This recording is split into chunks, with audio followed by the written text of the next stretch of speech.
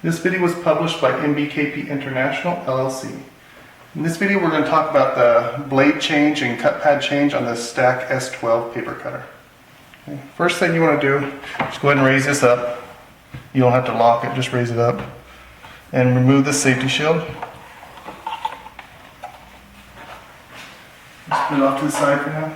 Just keep in mind that this blade is exposed now a lot more, so this blade is extremely sharp. It's like a large razor blade, so just be very careful. You touch it, you're going to cut yourself, so do not ever touch that blade. Okay, I'm going to go ahead and rotate this to make it a little easier to see. Okay, on this. Let me go ahead and show you the cut pad change first. I'll lower it down a little bit, but just raise it a little bit. Okay, you can lift this up on its side here, and you'll see these little screw things here, finger screws. Just loosen those up. Okay, and then lower it back down. I'm going to raise this all the way up actually. The clamp, you can even get in the way so you can raise the clamp up too.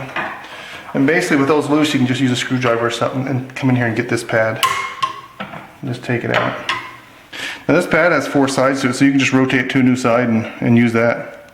Or if you've already used all 4 sides, you can put a new pad in here. But you typically don't need to change this pad until you change the blade. So I'll go ahead and just put this back, but it's simple as that, is removing the pad and put a new one in. Again, just be aware of this blade up here. It's very sharp. And I'll go ahead and put this blade back down. And I'll tighten this thing back up. And there's your finger screws right there. Just nice and just finger tight them. Nice and snug. And that will hold the blade in place, keep it from moving. I mean the cut pad, sorry. Okay. And now we'll talk about the blade. Also very simple. This machine comes with a handle here to help you change the blade. Basically all you're going to do is raise your thing up here. Well actually the first one you want to get is you want to get your first screw. This can be this one right here. I'll go ahead and take this one out, but they're very simple. Just to loosen up like that and remove. Okay. Because when you want to take that first one out with the blade down, because when you raise it, it's going to go behind this and you're not going to be able to see it. Because you got to raise it to get the rest of it. So go ahead and raise it up. Put your clamp all the way up. Because it can get in the way if you don't. Okay. And then this just basically cuts the blade. The blade slides right into that slot. Okay.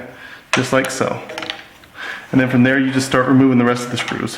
I'd go from side to side, that first one, then take this one, that one, that one, that one, that one. And the last screw that will be left is this center one here, and you can line this with the center screw. And then hold this, because you'll be holding the blade. Once you remove this screw, you'll have the blade in this handle. So put a little bit of up pressure, just slightly, not a whole lot, and then remove that screw. And then from there, the blade will just drop down with your handle here. You may have to raise it up a little bit more to get it to drop fully down, and then you kind of take your blade out this way because it's kind of a little bit behind there. It'll drop down, you move it out, and then be very careful. Take it out of the holder, put a new blade in the holder, and then reverse the process. Come up here and just slide it into place. Line up the screw holes and start putting put the center screw in first, and then start your other screws. And the last one, just very lightly snug them, all of them, until you get all the screws in, which this would be the final screw you'd put back in. Just reverse the order that you took them out in. And then when you get your final screw in, then you can go back and start snugging them all down. Don't tighten them I mean, they do need to be tight, but don't go so tight that you strip these screws out. We do have extra ones if you need them, but just be careful because you don't want to strip all your screws out. It'd be hard to take your blade off. But it's as simple as that. It takes about 5 minutes at most to replace a blade.